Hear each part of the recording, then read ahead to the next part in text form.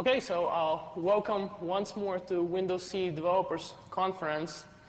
My name is Sergey Solyanik. I am from Windows CE Core OS Group, and my co-speaker is Efim Hudis. He is Program Manager for the MSMQ group at Microsoft. We're here today to present you MSMQ implementation on Windows CE. So we decided to divide this presentation into two major sections and several minor sections. First, I'll make a short attempt to sell you on the concept of messaging in general, and then I'll yield to Efim, and he'll do a presentation about general MSMQ architecture as implemented on Windows NT and 95 and 98.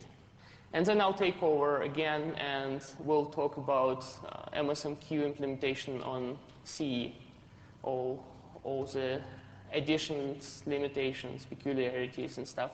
And then we'll have general Q&A session. But you all, of course, you are welcome to ask questions at any time. And if you do so, please come to the microphone. It's in the center of the room because they are recording.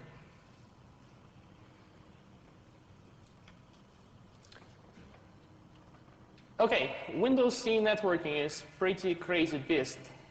We have so many configurations and so many applications that it is very difficult to converge on a set of functionalities that's good for everybody. We have lots of big class of mostly disconnected devices, such as PDAs, personal digital assistants, and you only basically connect them while you are on the office, rarely when you are at home. Otherwise, you just carry them in your pockets, and they are mostly off the net. We also have another class of devices, which are not unlike the desktop, such as factory floor controllers, cache registers, set-top boxes. They are permanently connected to the network. At least they are permanently wired to the network. They may or may not maintain the connection at all times. Most of these devices, though, are meant to be used by a general user, mostly unsophisticated user, nothing like network administrator, obviously, and in general, who wants to administer your refrigerator. So networking also has this added requirement to be completely transparent. And of course, I don't really think I should mention that we should be very, very small, because basically the chance, on Windows CE, everything that core group produces then has to come through scrutiny of OEMs. They're deciding what functionality to put in their image, and obviously chances to get in the image is reverse proportional to the component size. So it turns out that messaging is a great solution to a lot of really very many scenarios that arise in Windows CE networking. Messages concept is very simple. Basically, when an application needs to communicate something to another application, it packs it into a blob of data called message, and delivers it to an intermediary. So the intermediary then is tasked with delivering it, and this component has to worry about network connections, reliability, and so forth. But the application, original application, just handed it over and forgot about it. And on the other end, on the receiver end, there is another application which basically waits on the queue. When there is something in the queue, application gets it, processes the message. If necessary, it returns an answer via another message. So let's go through several scenarios which Windows CE looks like it's just meant for. One is basically a delivery tracking system. How many people have been to MSMQ lab? Not many. You should definitely go. This is a totally great lab. It implements It's going to be repeated tomorrow. It implements this delivery tracking application. Basically, it was done by Microsoft Consulting Services. A couple of people worked on this for a few days, and they basically came up with just about the same as MSMQ has on their website when you sign up the delivery and information about the delivery when it goes to the website, and you can track it from the web. So the idea is that and it's all been done basically in a few days with all Microsoft back office technologies and message queuing on Windows C. It is a great web. 10 years ago, it would probably require mainframe classes computers with, I don't know, many years of work. And now you can do it easily in just a few days. So, okay, so the idea here is that a driver checks in with his base in the morning, picks up his deliveries, and starts going around delivering packages. When the package is delivered, he checks off the delivery, collects the signature, and then when he comes into the wireless networking range, this information about the deliveries go back to the corporate server and eventually on the internet for customers tracking. About the same thing happens with a traveling salesperson. For example, an insurance salesperson can go around with his small handheld device, collect orders, usually when he's disconnected from the network, and then delivers orders when he is in his home or office.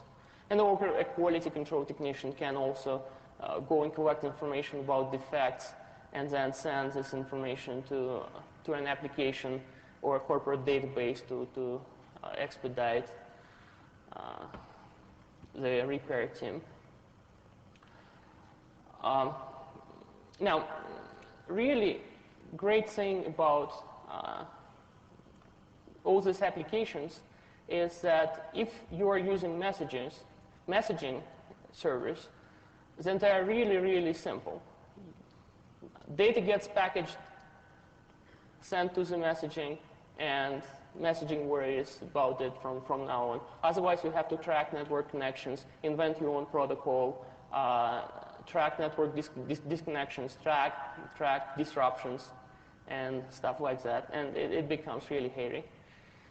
Another possible usage for messaging is a DSS setup. When you watch a pay-per-view movie, this information doesn't get delivered to the server right away. Instead, the box collects this information, internally stores it until late at night, some particular day of the week. It dials up corporate database and delivers this information so that you could be billed. Or inventory control cache register. Smart cache register can track inventory, and when it runs low, it would basically send a message to the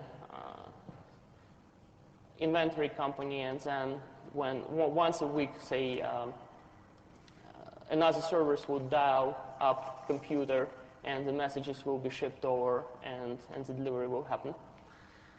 Another important, really important application of messaging is when producer and consumer do not run at the same time. So, for example, I have a service that collects news articles from the network and sends them as messages to my auto PC. But then I usually shut down my desktop computer before I turn on my auto PC. So we really do need, in this case, some kind of intermediaries that would be on all the time and could worry about delivering these messages when the other point comes up. So, but of course you can do everything with sockets, but why bother? We already have done it for you. Our job here is to persuade you that we've done it very efficiently, and the resulting product is easy to use and convenient. So let me introduce MSMQ as a Microsoft message queuing solution. It is efficient, reliable, asynchronous, ubiquitous, and very convenient. And I will yield to Efim for MSMQ general architecture overview. Hi there. My name is Efim Hudis. I'm from the MSMQ team at Microsoft, which is responsible for developing MSMQ on NT and Win98, Win95 platforms. Before I begin, those of you who are trying to follow this presentation using the printouts, relax and don't even try. We have made some changes here, so it will be difficult. In my part of the presentation, I will talk only about what I know, and this is MSMQ on NT and 98, 95 machine. I will start with very high overview and then go into some details. But before that, let's skip to the end and start it with a demo that we prepared. It's always a good idea to start with a demo. Sergey explained in his introduction that MSMQ can be used in pretty important applications.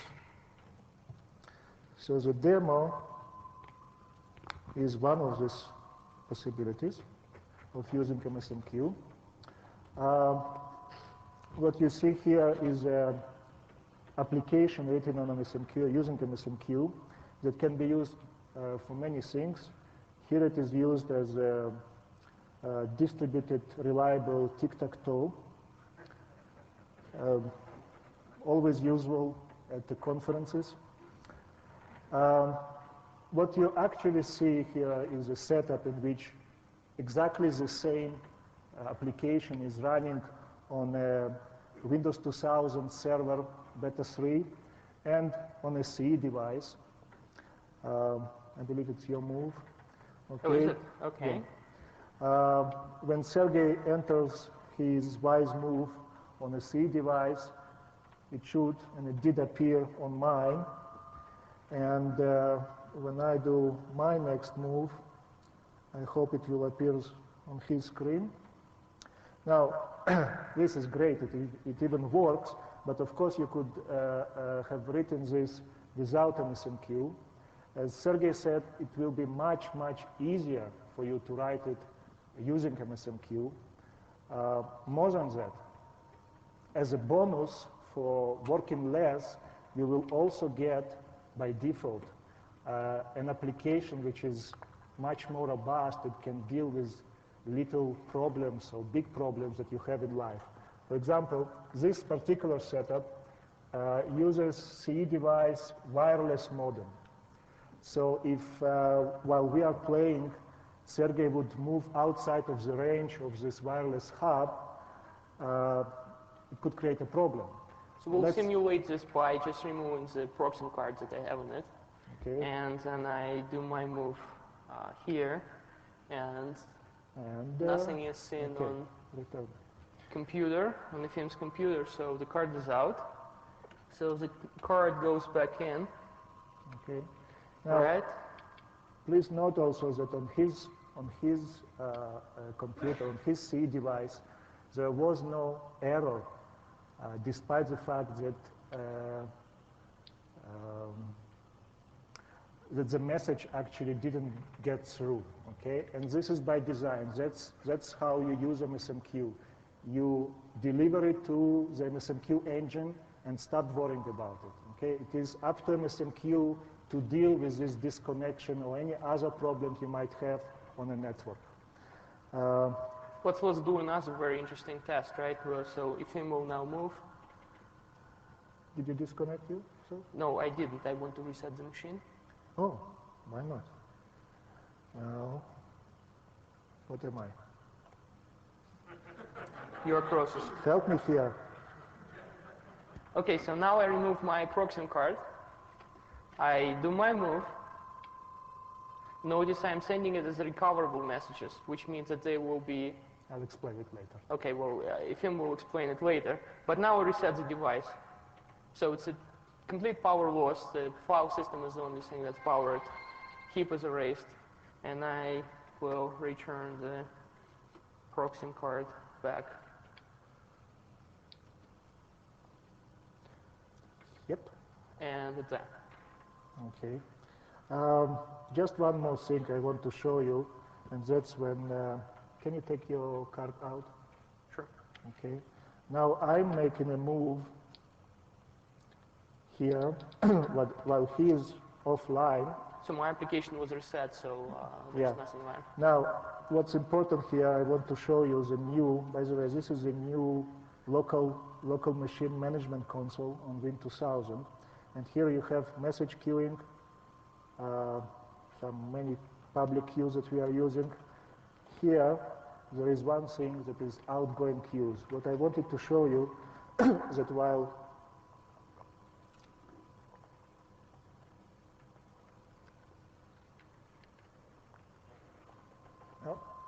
I wanted to show you, but it's not here. You were too late. Let's enter The card's still out. You can withdraw anything.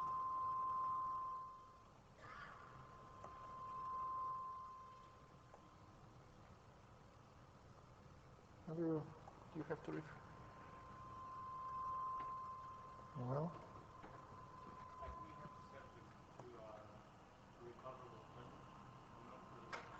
No. No, but these messages are still on this computer. What happened? Oh, shoot. Sorry.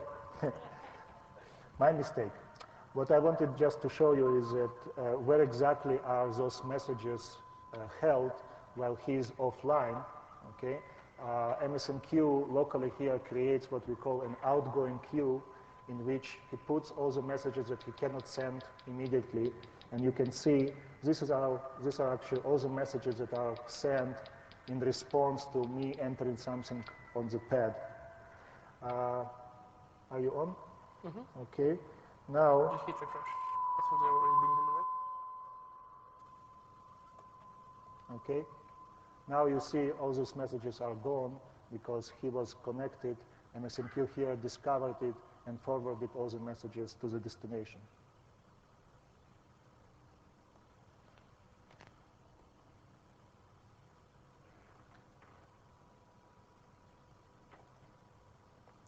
Okay.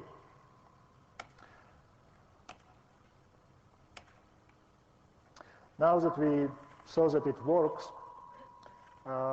let's try and understand how it works and how to use it.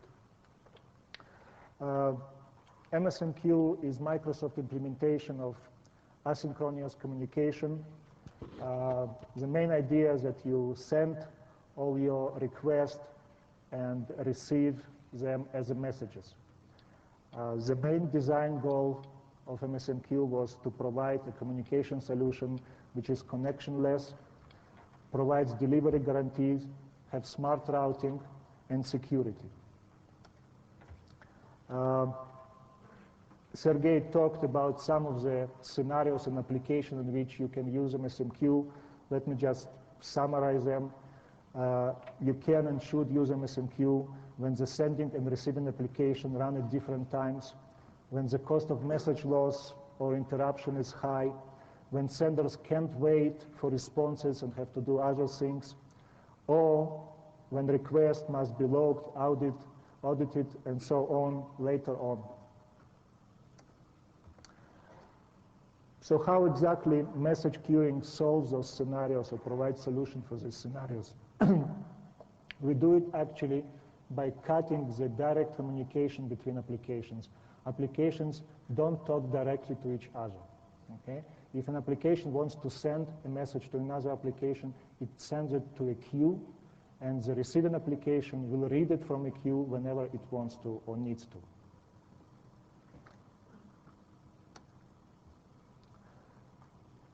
The general architecture of an MSMQ is quite simple.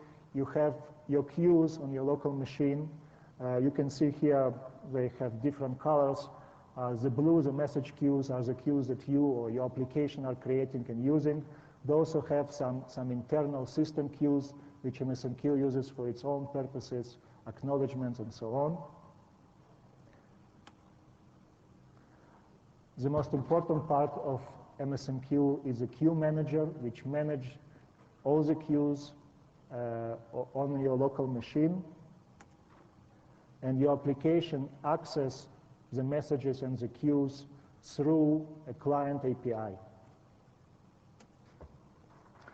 The applications that talk via queues can be local or remotely. Your application doesn't change whether you are sending something to a remote machine or to a local machine. Let's go into somewhat more details about what happens or what you should do when you send or receive a message. When you send a message, you start by opening a queue by name. Here I mean the destination queue, where exactly you want to what queue you want to send this message. Then you create a message object, after which you set the attributes of the object. The most important is probably the body in which you put the information you want to contain. Then you invoke send method on this message object, passing the queue that you opened or the destination queue as a parameter. On the receiver side, when you want to read the message from your queue, you open a queue by name, then you receive a message. There are two ways in which you can receive a message. One we call the receive, in which you actually take the message out of the queue, and another one is called peek, in which you actually make a copy of the message and take it out, so somebody else can later on go to the same queue and read the same message. The last step is if any responses are required, then you should send those responses. There are two types of queues in MSMQ Enterprise. There are public queues, which are published in the directory service, and there are private queues, which you don't publish in the directory service. Each one has advantages and disadvantages. Public queues are expensive. You have to access the directory service. On the other hand, you can find them because they are in the directory. You can easily find them. Private queues are cheaper, but in order to use them, you have to receive by some other means their name and explicit location. Sergey will talk later on, but in the CE, you can only use private queues. There are three types of configuration of flavors of MSMQs that you can install. There is an MSMQ server which runs only on NT servers. There is MSMQ dependent client that can work on NT Win machines. And there is a MSMQ independent client which works on NT Win machines and Windows CE. Let's start with the independent client. This is a basic and the most frequently used configuration. You have your queues. The queues are locally. You can store all your messages locally. You have the queue manager API. You can operate when your network is down.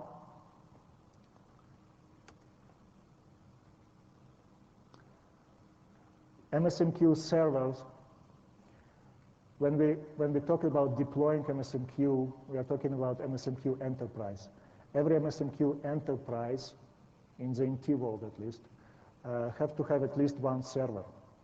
The servers, in addition, the server is actually a full-blown independent client, meaning they can do everything that independent client does, but they have other tasks.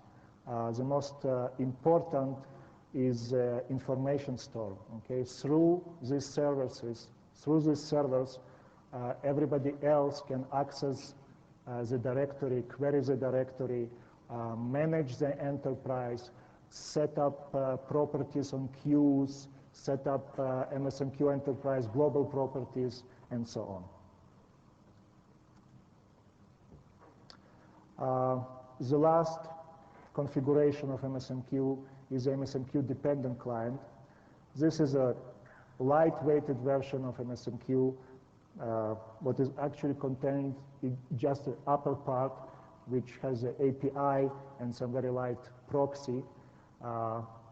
If you employ or use these, your messages are actually not stored on your computer, but on the supporting server, okay? So you cannot do a sync without a connection to the supporting server, okay? On the other hand, it's very lightweighted, nothing to manage, nothing to install, and so on, okay?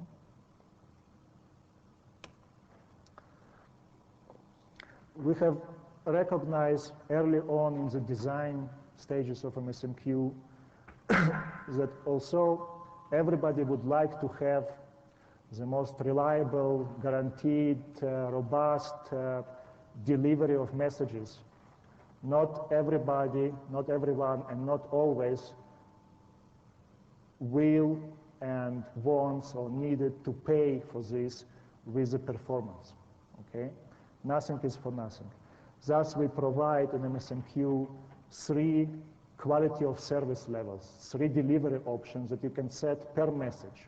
Okay, you can send different messages with different quality of services. Let's start by the cheapest and fastest. Okay, at the top over there, which we'll call the express message. In the express message, the messages are stored in memory map file, never flashed to a disk.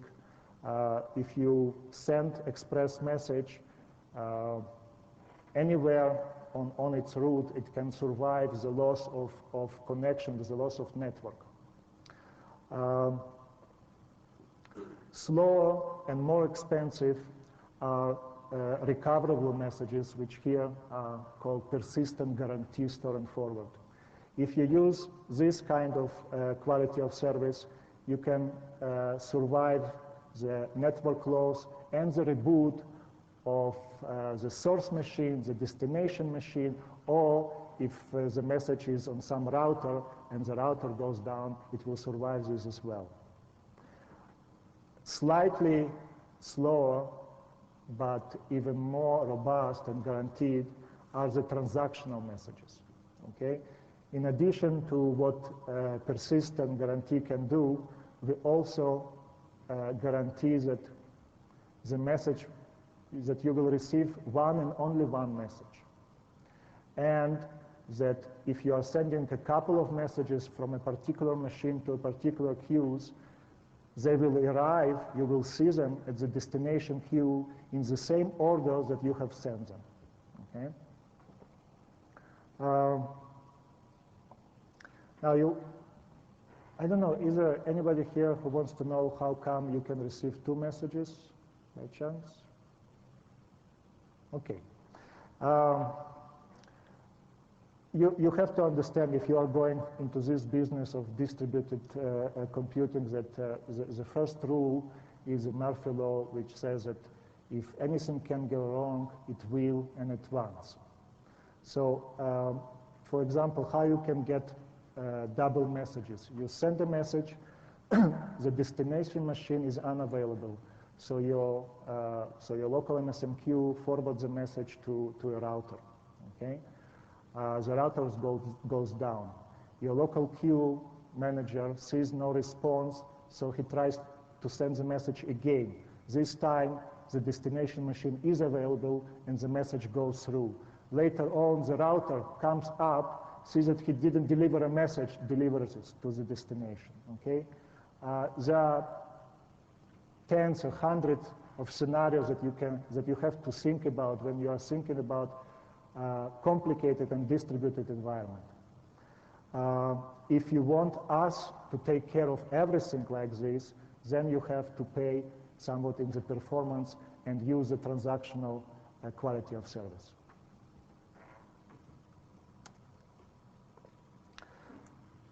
MSMQ provides you with a variety of ways for auditing and security.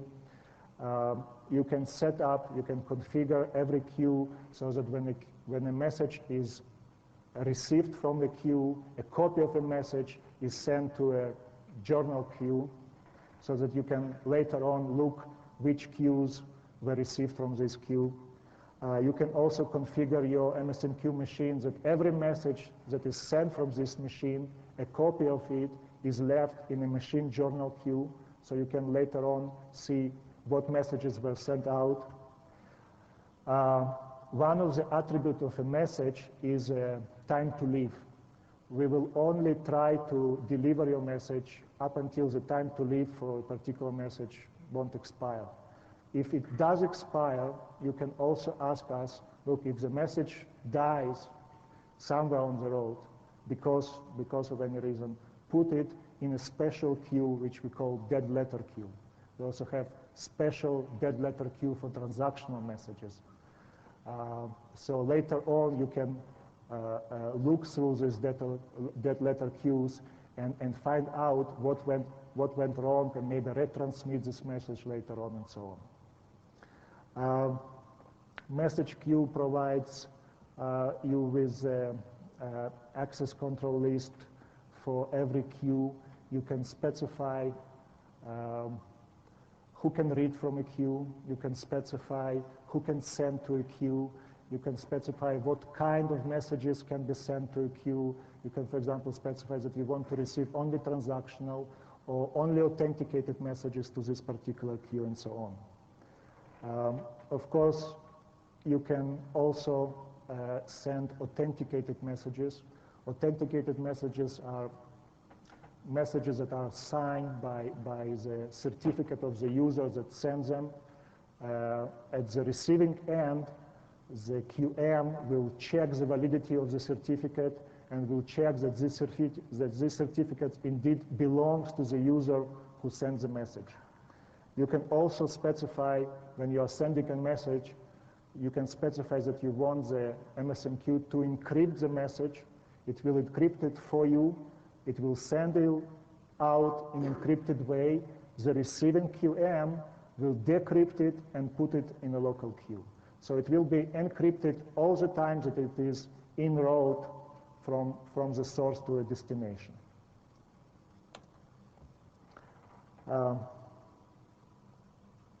Okay, we are doing fine.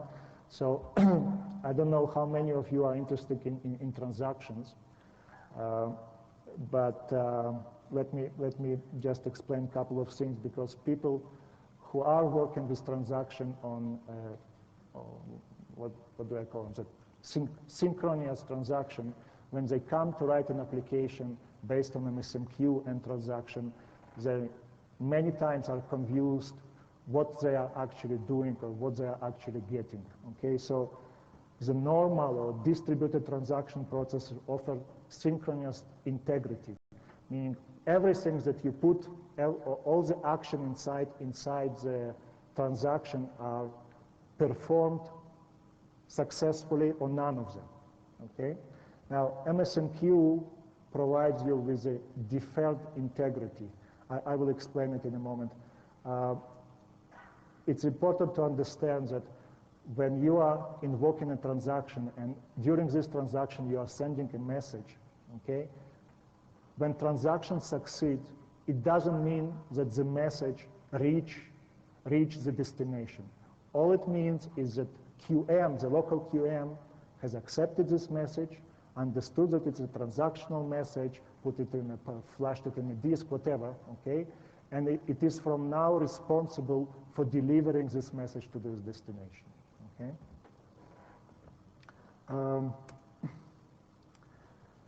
In the lab, MSMQ lab, you'll see an application. They didn't use transaction, okay, but they could have. Okay. What they're actually doing is updating some local SQL, okay, and sending a message. Now, the most common use of transaction MSMQ is where you have two SQLs, two remote databases. Something happens on one machine. You want to enter some change into the local SQL and update the remote as well. Okay. Now, if you are using MSMQ, there are three stages to what will happen. Okay.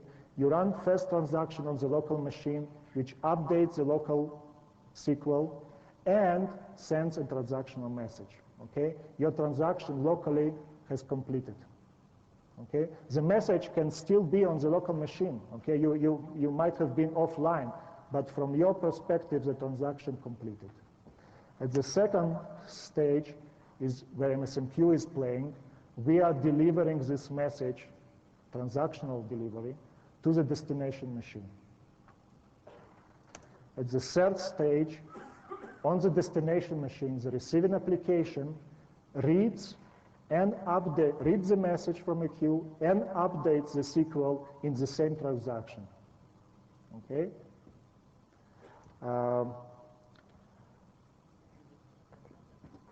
Sorry? This is different transaction. Yes, yes. Okay, these two transactions on two separate machines has nothing to do with each other. Okay, but overall, if you can see it, you did succeed in what you actually wanted to do. Okay, without paying the price, if you wanted to do it synchronously, you would have to wait on this machine for the SQL update to succeed on the local machine. And for those of you who tried, they probably know what happens if the connection exactly in this moment goes down. Okay, you are hung with a transaction that didn't succeed. Okay, and you cannot open a new transaction and so on and so on. This is my last slide. I just wanted to talk a little bit about. We already released MSMQ on NT4 and Win95 and Win98. We are now in the finishing stages of releasing MSMQ version 2, which will be on Windows 2000. But the demo you saw, it's already on beta 3 of Windows 2000. There are a couple of changes that we made in MSMQ 2.0. In previous version, the information store, our directory service, MSMQ, was implemented by us as a SQL database that we managed. In Windows 2000, we are integrated with Active Directory. We have improved management tools using MMC snappings of Active Directory. MSMQ in Win 2000 is an integral part of Win 2000. Every Win 2000 machine can be configured to have an MSMQ. It is on every CD. You just go to configure your server, choose MSMQ, and it will install. Very important for you and for CE, we have added a possibility to work in a workgroup. Workgroup setup is actually when you are setting MSMQ machines without a domain and without a servers. Okay, so you are setting how many you want independent client in a workgroup. Okay, the limitation or how you use MSMQ in a workgroup, it's almost one-on-one as to the CE implementation of MSMQ. We also improved our persistent or recoverable and transactional performance, and some more.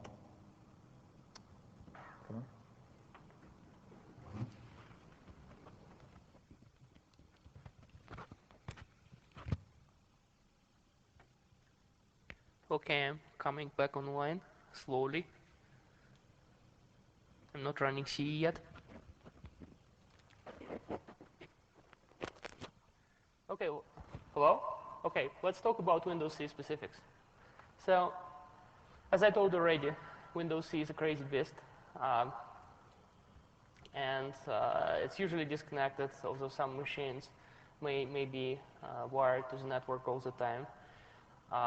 It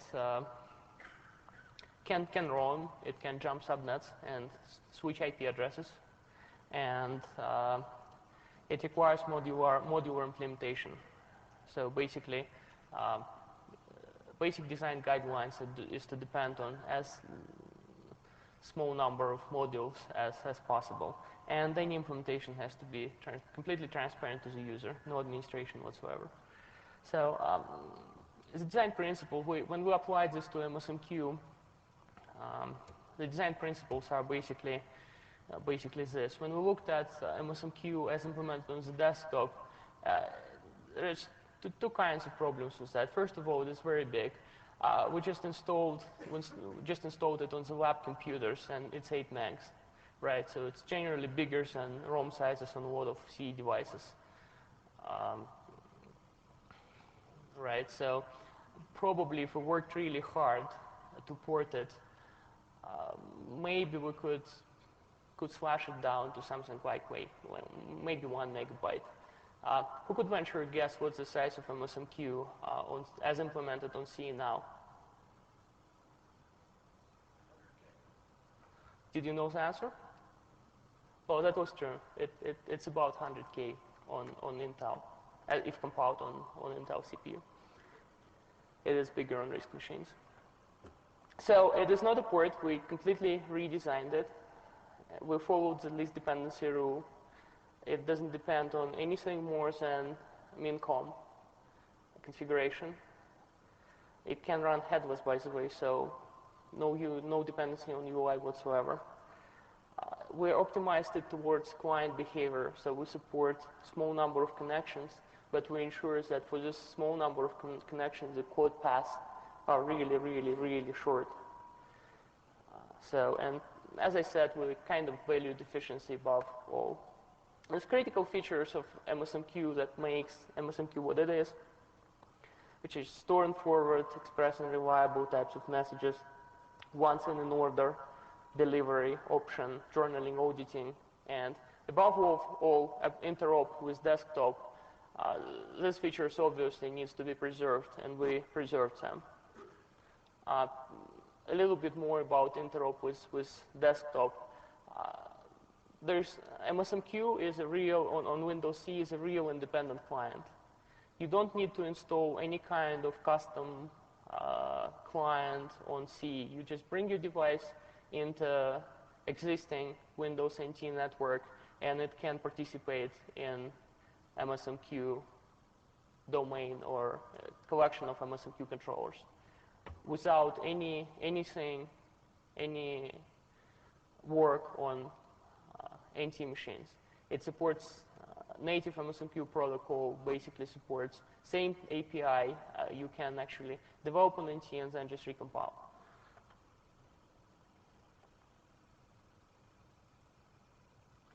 So features that we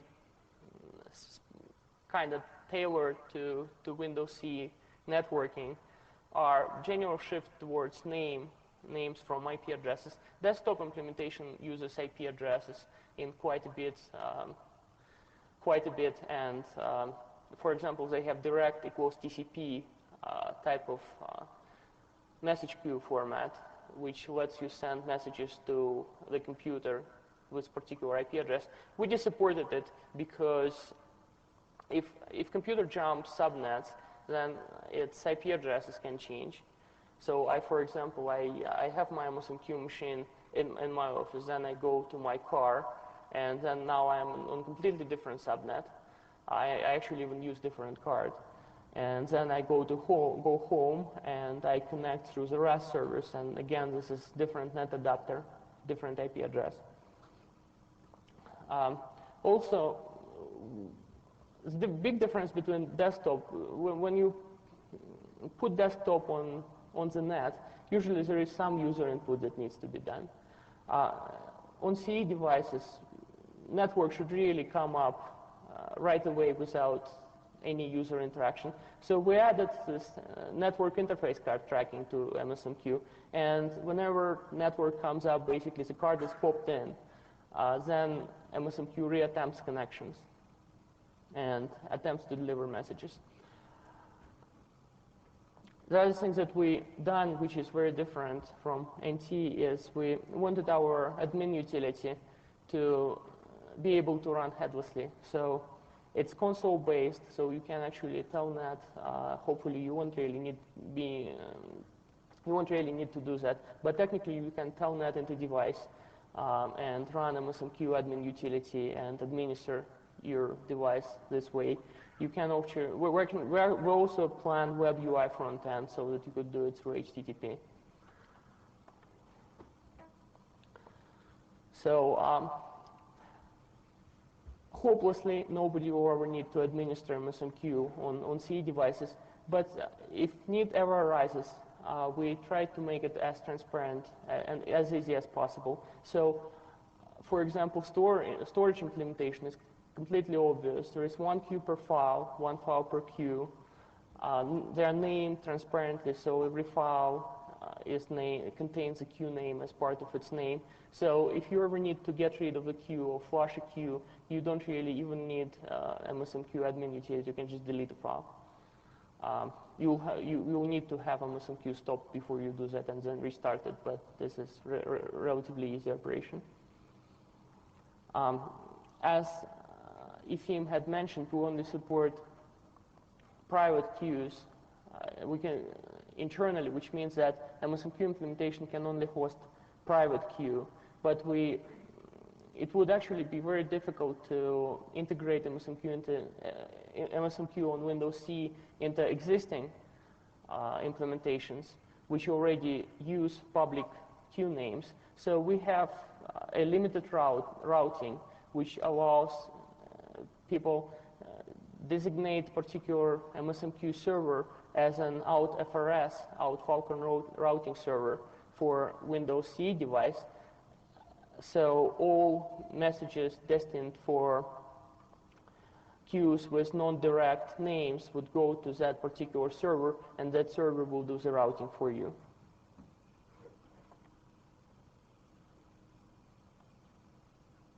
Obviously, since we went through from 8 megabytes to 100 kilobytes, there must be some limitations.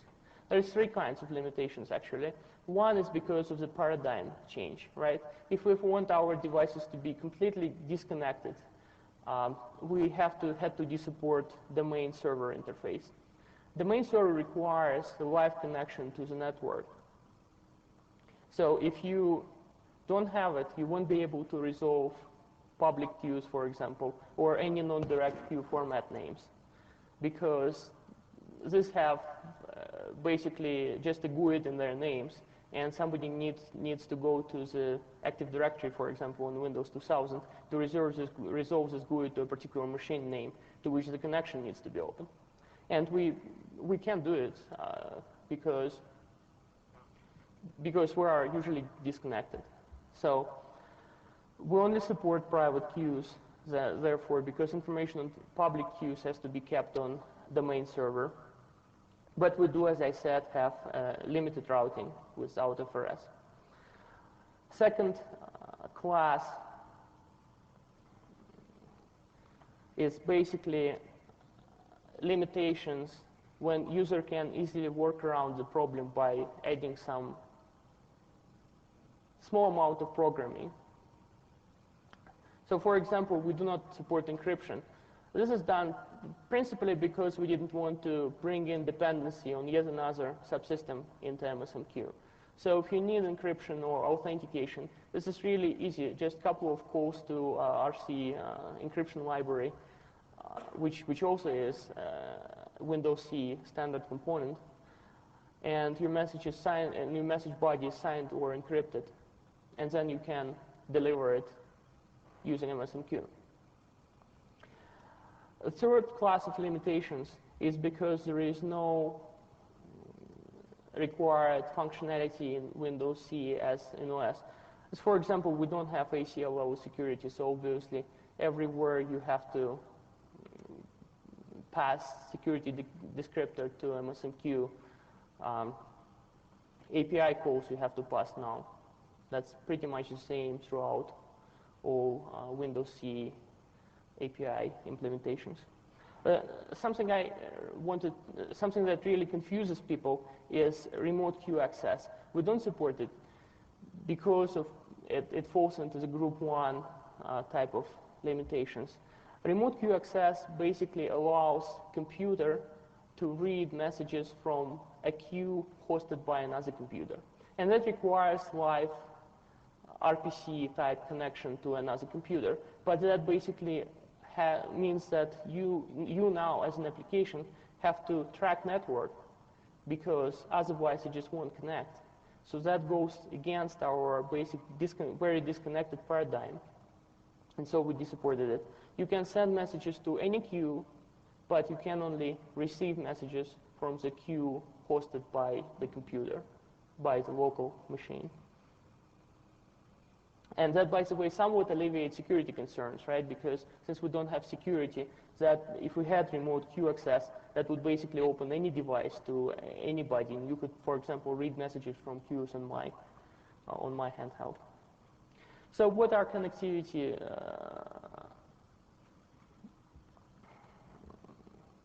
for Windows CE? We seamlessly integrate in Windows NT networks. So we can interop with Windows NT servers. There's no need to install anything special. Just bring NT into the network, connect it, and type the name of the queue, and it's there. We can also form a peer-to-peer network with MSMQ workgroups that are only supported on Windows 2000, and can actually work with independent clients on both Windows 2000 and Windows NT 4. And we can also form work groups, peer-to-peer style work groups between Windows C clients. MSMQ is quite efficient, and as a matter of fact, it's no less efficient than making an LPC call on NT. So you can actually use it an IPC communication vehicle for Windows CE device. How many of you are OEMs? OEMs? Okay, so you probably know how to want to know how to include MSMQ in your configuration in your devices. So MSMQ is implemented as a device driver. Setup is very easy, except it has to be started after time is configured on the machine. So there must be some kind of custom setup step for MSMQ to get it configured and running. The reason for that, you can't just burn the configuration in the ROM and have it shipped, is because every MSMQ queue manager is identified by a GUID, and that GUID needs to be generated at runtime. Otherwise, all machines will end up with the same GUID, and that would be bad. And also, that GUID needs to be pretty random, so it is unwise to have MSMQ registered and started as the very first step of installation. Ideally, it should be started when the time of the device is configured. But configuring it and starting is very trivial. You just need to run MSMQ admin twice with 2 command parameters, register and start. And after that, it is started and operational. So ISVs just need to expect MSMQ to be there. They link with msmqrt.lib, and that is it. And when MSMQ is not started, MQ service not available error is returned. We have local admin tool, which is not very sophisticated. General idea is that you shouldn't be really using it that much, but it lets you browse local queues. It would let you purge messages from the queue. It would let you also delete individual messages. The only thing I use it for is to stop and start MSMQ server and get it registered. And it also can let custom network drivers connect and disconnect, send MSMQ a notification that the network has come up or down. So for example, if you have a wireless LAN, then you use MSMQ admin as basically a shell of application, as basically shelling it with net connect command line parameters to signify that device had just wandered into the reception range, and MSMQ should retry connecting. It is script-driven, console-based. You can telnet and also plan a web server UI front end. So I cheated a little bit during our demo. When you've seen that when I popped the card in, MSMQ immediately started setting. I was running this demo on pre-release device. So this device, it actually is release device, but we don't release MSMQ for it. and it doesn't have network tracking modifications of its networking code. So I have to run MSMQ admin to tell that the connection has come up. But in general, MSMQ on 212 and above will be tracking connections by itself. So when the network comes up, it's in. And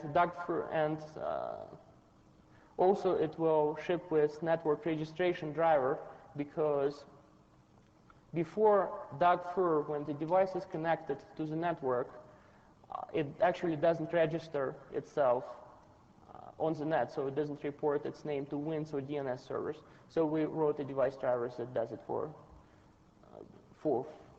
it, and in DAG-FUR it will be core network functionality. So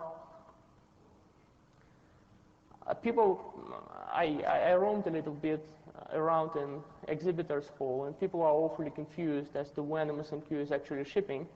And MSMQ on CE is shipped in BirchSP2 as part of OS, and you also have it on CEDevCon CDs, which are preview of BirchSP2 release. And from SP2 on, which is 2.12, it will be shipped as part of OS for all subsequent releases. So for more information, obviously, go to website or SDK documentation.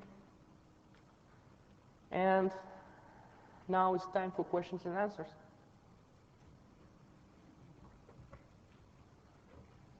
Test. Okay.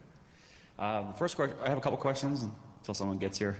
The first one is, since you have it as part of the operating system, it's up to the OEM to either put it on there or not. As a software developer, I can't count on it. That's a problem. You know, I have to be able to install it, because I don't know if the OEM is going to have it on their system or not. So I won't know that if any given platform, you know, will Compaq put it on there, will, you know, Clio put it on there. It's up to them. So as a service, you can't really rely on in your application if you're developing software. Where I think on NT I can actually install it if I want to, right? But you generally write application for particular class of devices, right? So for example, Jupyter class devices, I'm not from the Jupyter team, so I don't know whether they would put it or not, but it would be crazy to expect them from doing it. And if they do, they'll do it for all Jupyter devices, right? Or else for handhelds, again, if they won't put it in, they won't put it in all handheld devices, so you'll know that it's not there. I think everybody's shaking their head. I don't think we can count on it, but okay. I'm just making that as a social comment. I'll move on. There's no transactions on the CE. You mentioned that on the CE version. Right.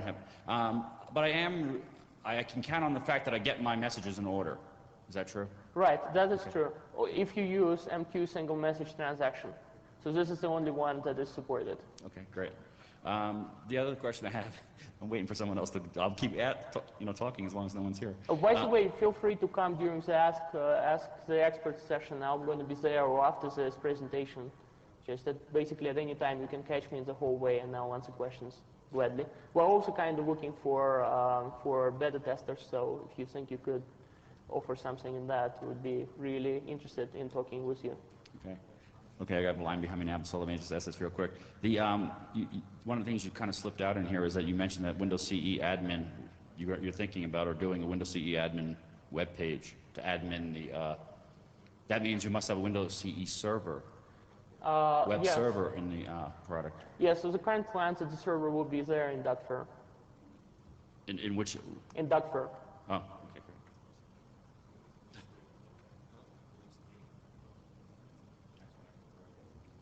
great. One of the problems with using TCP/IP in sockets is that it keeps the CE devices awake. Is that not a problem with MSMQ? MSMQ only needs to be awake when the connection comes up, right? So if the card's not in, then the connection will not attempt to restart the connection. So MSMQ doesn't keep the machine awake like the TCP sockets do? No. It only needs to be awake, obviously, if you have messages to send and you have a network to send it over. When you're developing for this, can you test this in emulation mode? No, that's a core component, right? You have to have an image, and this is part of kernel. But I mean, you can always, if you are interested in writing an application, right? There is absolutely no difference, or just about no difference, in API between C and NT. So you might as well develop on NT and then just recompile it. Is it what you were basically getting at, or why do you need emulation at all? Well, for one reason, I can't. I'm still confused on what actual hardware devices I'm going to be able to count on having it. So I thought, when I'm first developing, I can at least develop it maybe in emulation mode until I find a device that actually has it. And this whole issue as an application developer on what I can count there, and if it's not there, how do I install it or include it? Maybe I haven't gotten a real clear answer from anybody in Microsoft on this. I mean, if something's considered an HP Pro, can I count on it having certain features? If it's considered HPC, can I count on it having certain features? I mean, I understand with the platform builder and you have somebody doing something special for a vertical market that they might have their own SDK.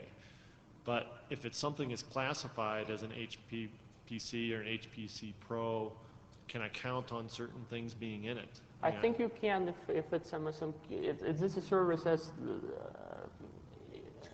of a caliber of MSMQ, that is, so it comes from the kernel, then all manufacturer, all OEMs will either put it in this configuration or not put this in this Okay, configuration. let me try to clarify some things here. So first of all, Sergey and I are both from the core operating system team on Windows CE. And the platforms that you're referring to, so we deliver the base OS and the core functionality to OEMs via the platform builder, and including the internal product teams at Microsoft that make the handheld PC, the handheld PC Pro, the palm size, the Auto PC, et cetera, et cetera, et cetera. And so they start off with our technologies, and then they build a platform around it, okay, using something similar to Platform Builder. And so when they define the platform, they do define a core set of functionality that must be on that device in order for that device to be logoed, okay? So the answer to your second part of your question is, if you get an HPC class device or an HPC Pro class device, there is a minimum spec that says it must have at least this much. The OEMs are free to add more, but it has to have at least this much so that, from an ISV point of view, there's a baseline.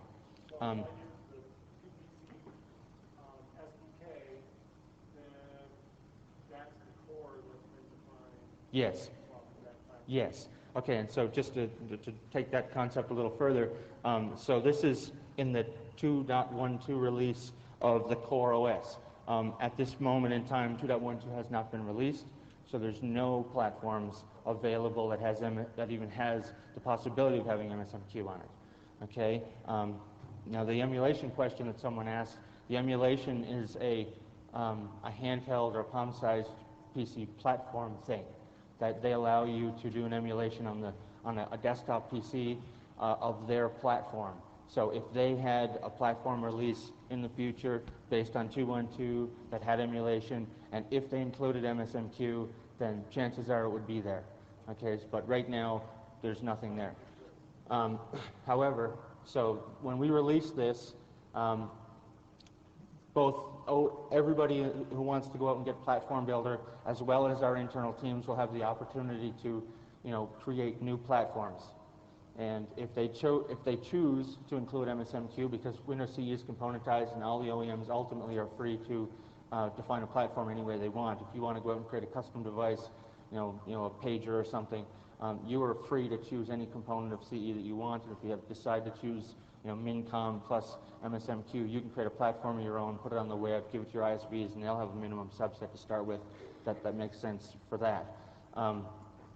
Now, whether or not this will ever work on existing HPCs and palm-sized PCs, that's ultimately a question that has to come back through the OEMs and our platforms teams. We have the functionality available, but we aren't on those teams.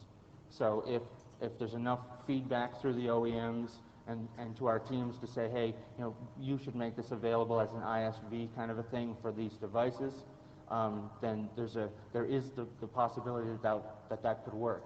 But they would have to do it. We unfortunately can't do it because obviously once we release the Core OS and all these different groups create platforms based on it, then suddenly we can't, we don't have the resources to basically go out and test every single different combination of the OS with MSMQ and say, yep, it'll work on that one, it won't work on that one, but it'll work on that one. So that each team would have to take it and say, yes, we have the subset of the OS that's required to make this work, so we could theoretically add it on. Does that make sense? Understood? Okay. Sorry, I took so long. I have a question about using peer-to-peer queues. Mm-hmm. I assume that means if it's in a peer-to-peer mode, that the server and the sender and the receiver would have to actually be online at some point in time at the same time for That's message correct. delivery to occur. So that's one of the disadvantages of using the peer-to-peer mode. Right, that's correct. That's why out-of-arrest is actually in there. This comes back, it's related to an earlier question. If I use MSMQ for internal IPC, it's using Windows sockets, right? No, not at all. If you're using it for internal LPC, your message gets stored inside the MSMQ subsystem, and when it's read, it comes right out of there. It is very efficient, actually. It's a standard queuing implementation. LPC on NT is implemented just precisely the same way. And you use LPC when you do just about any API call, right? So it is very efficient. Okay. It doesn't use sockets as an, you probably meant like the local loopback adapter. Right. No, that's not how it works. Okay, thanks. Of course. Hi. In the example you showed, how does the CE device receive the message back from the NT server? So NT device hosts a queue, and the NT server sends a message to that queue. And that's all. So CE device can have their own queues also that others could send message to? Oh, absolutely, yes. Otherwise, it would be totally useless. CE device can host private queues. It's just that it cannot host public queues. So MSMQ, this client of CE device needs to know the name of the queue. That's all. I have a few questions. One just related to that gentleman's question. The CE device, when it's waiting to receive something from another queue, or an NT queue is sending to the CE's queue, does the CE device pull the NT queue, or how does it know that something's coming in? I didn't understand the question, sorry. I'm trying to understand how the CE device knows that a message is trying to be sent to it. There is no polling in MSMQ. You push your message from the source to destination. Okay. The destination QM doesn't have to wait for anything. Okay. Okay, so the CE device is always sitting and listening, waiting for something. Now, does that mean that what I'm worried about is power saving issues again, whether because it's sitting there waiting to receive, whether that means that if it goes into power save mode and shuts down, will it allow it to shut down, or will it stay alive because I'm running the message queue? It's right here. It had shut down.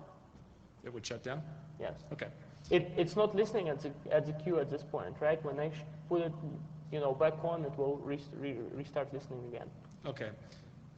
So it's until I manually start it up again, it won't be ready to receive stuff from the server again. Unless in your network driver you have the wake up on capabilities that would restart the device when the network activity happens. Okay. Will the MSMQ object be exposed as a COM object so it can be used from VBCE and stuff like that? First of all, in NT or in CE, what are you asking? In CE, sorry. I know okay. in NT it already is. In NT we already have COM objects. How about in CE?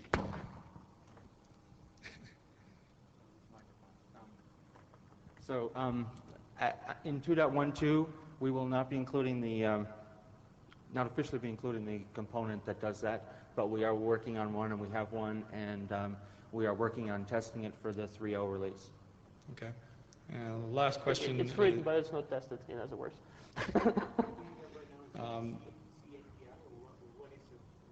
So there is CAPI, yes. Yes. Uh-huh. Correct. That's correct. Okay, sorry. So the question was, so if we don't have a COM interface, what do we have? And right now, it's just basically a straight C API, just like most of the Win32 APIs. In 3.0, we'll have a COM interface that's very similar to the one on NT that will allow you to access things a little more simply with things like VB. Okay. Just a general MSMQ question. If a dead letter situation happens, is the sender notified of the fact that there's a dead letter? It actually depends of what quality of service you requested. If you are sending a recoverable message, okay, then it goes to a dead letter on the machine where it dies. So if it dies at the destination, it goes to the dead letter there. If it dies at the router, it goes to the dead letter there.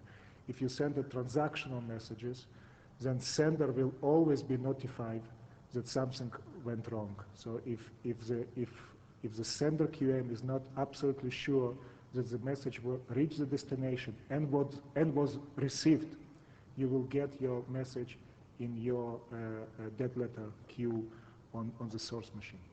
Yeah. Now, since CE doesn't support transactional, would it not receive that then?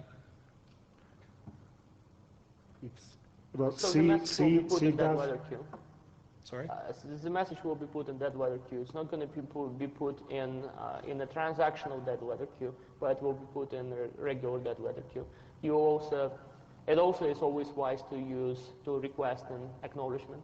You can always request an acknowledgement for the message, or acknowledgement in a negative acknowledgement. Right. MSMQ has very, very rich acknowledgement system, and it basically notifies you on request of anything that happens to the message. The message can also be set to timeout in particular time, and the acknowledge will be sent if it hasn't received by the target queue, or it hasn't been read by an application from that queue within certain time. Okay. Thanks. Can MSMQ for CE be made to connect to third-party queuing middleware servers? You can use level 8 connectors. Well, MSMQ has a couple of things to answer your question. First, we have, well, it's not part of MSMQ, it's part of Microsoft SMA server now. We have MQ Bridge, which you can use if you have part of your enterprise running MQ series from IBM. Also, we have a third-party company developing MSMQ implementation on anything you can imagine, Unix, AS400, whatever. This you can obtain from level 8, that's the name of the company. They are currently having everything. They are currently having dependent clients implementation. In probably this summer, they will have independent client implementation that you can run on other platforms as well. So if you made your own, let's say you took the type library of message queue server on NT, and you made your own queuing server, could you get that to work with the CE counterpart? I'm not sure I followed. Let's say you have something specific in mind. Maybe we'll talk later on and discuss it. My second question was, I was at the lab, and when you do the admin program on CE and you register and then you start the service, I think all the files go in the temp directory. Is that correct? By default, yes, but you can So you actually can change specify the directory. Okay, that's it. Thanks. Can the message queue itself be stored in compact flash? Oh, I forgot to tell you. Yes. You can store it on any medium. You can specify a directory during MSMQ registration time, and you can put it on compact flash. You can put it. Our testing had actually put it on the network server. Okay, and a second question here is, just my own curiosity. Are you using UDP or TCP for communication? It's both, actually. TCP there's a ping in the protocol, so that just senses whether the server is alive at all. And if it is, then the connection is established through TCP. Back to the read API for reading messages from the queue. Is there a file descriptor associated with that, so I can do a select call and wait on a bunch of different descriptors, or do I need to essentially create a thread and then do a message queue read and block on that? I don't follow, sorry. If I want to block on a read, okay? Oh, there is an API call. You create, so the sequence of events is like that. You open a queue to receive, you create a queue, if it's not created already, you open the queue then, and you block on this handle, or there is actually async type to async style read from the handle. So did it answer the question, or did I not understand it? Yeah, is there a callback then you're saying, or when there's a message available, or do I just return from the read when there's a message available? There is both actually. There is both synchronous blocking read and also asynchronous read. So we can get an event that would signal when the read had come, or you can have a callback, or you can have LP overlap structure. Okay, thanks. It's the same as on NT really. Now, for the message queue in CE, you were saying there isn't transactions, but there was single message transactions? That is correct, yes, you can. So I can be guaranteed when I get an okay that message is truly gone, the single message. I mean, is that what you mean? What do you mean by single message meaning that you receive this message only once. Usually, if the connection is broken, the messages can get duplicated, right? Because on the net or over the wire, the messages had been sent from client to the server, and then after some time, server sends a NAC that it basically says, yes, I've received these messages. Now, if the connection is broken between send and NAC, then the client will try to resend again, and you'll get duplication. So single message in order, single message transaction basically eliminates this. And you're saying that we do have support from that? And we do have support that in CE. for that in CE, yes. So you can be counted that the messages come in order and that you only get it once? Right, that's correct. Except that it does not work with out-of-arrest server. It only works with direct queues. So that's doesn't work with what? It does not work with out-of-arrest server, so you have to send it to direct queue, right? You cannot route such a message. You cannot route this message. Oh, okay. And the same thing's true when I'm sending from the CE device? I have that same level of service? Yes, of course. Okay, both ways. Is there such a thing as what the equivalent of a multicast is? You know, can I send a message to 10 targets? No, we don't have it yet, and we are not going to have it in MSMQ 2.0. We are working on it now on our next release. You are talking about multicast, message multicast. Okay, so you're working on it. Great. The other thing, just a network traffic question, because I know a lot of my customers are concerned about network traffic. If you disconnect a CE device that's waiting for messages, then the server is trying to send messages, then the server must be probing or pinging the network in some way to find out if that device is back online, right? I'd imagine some type of technique like that. Mm-hmm. And therefore, there's a load. You're putting a load on the network of some sort.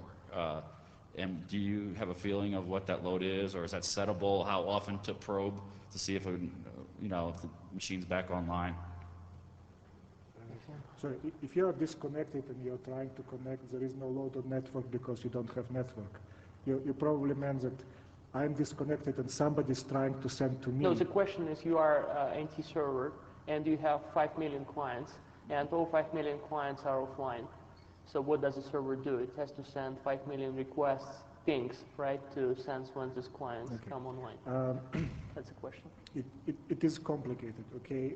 It is complicated now because we are trying exactly what I said during my presentation. There are all kinds of situations that you need to take into account, okay? Let me just start, okay? First of all, if you cannot send a message, okay, directly to where you want it, you put it in a router. You look where is the router and there is an algorithm which router is the best for you, you put it there, okay? Now, of course, this only means that the router now will have to deal with the situation.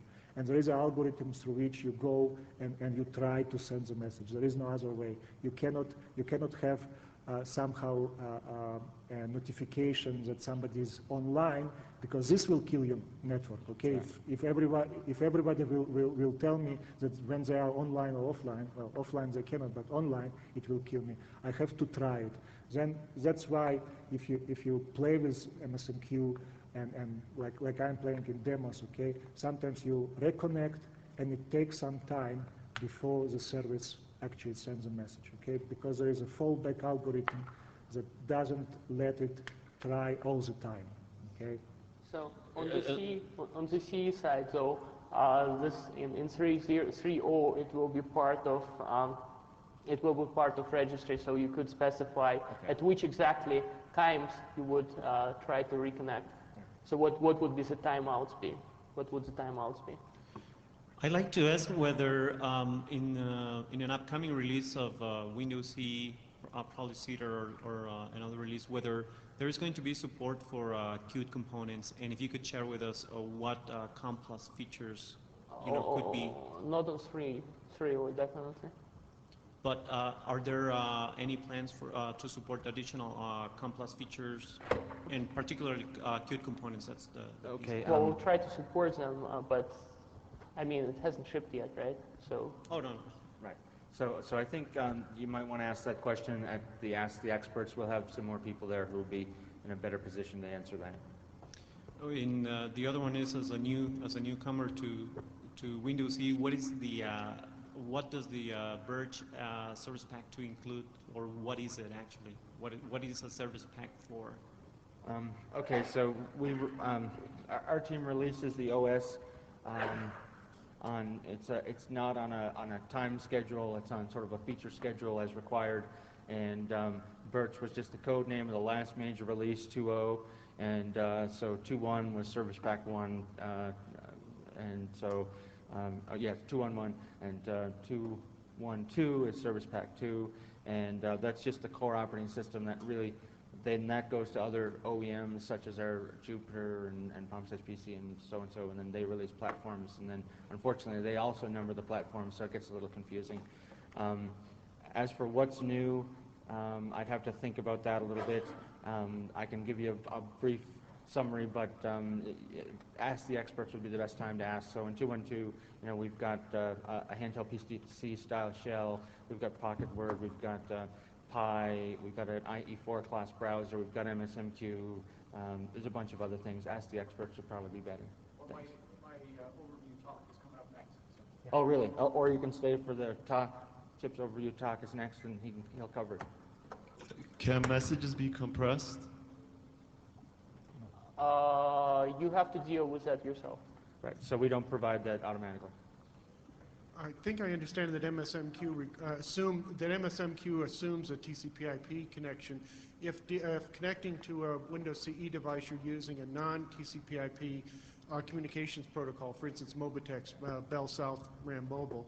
Are there any special facilities that you have for the MSQ CE to convert back and forth? We do support IPX, SPX, TCP/IP. That's it for now. Not for C. For no, C on the the desktop, TCP/IP I mean. is supported. There is. So I guess the short answer is we don't provide that. No. There are companies who have wireless implementations. In fact, I believe there's one working with Bell South who actually has the functionality implemented to allow MSMQ to work over their wireless. Okay. Well, thanks everybody for attending. Yes, and please come to us at Ask the Expert sessions, or just catch us in the hallways, and we'll be really glad to answer questions.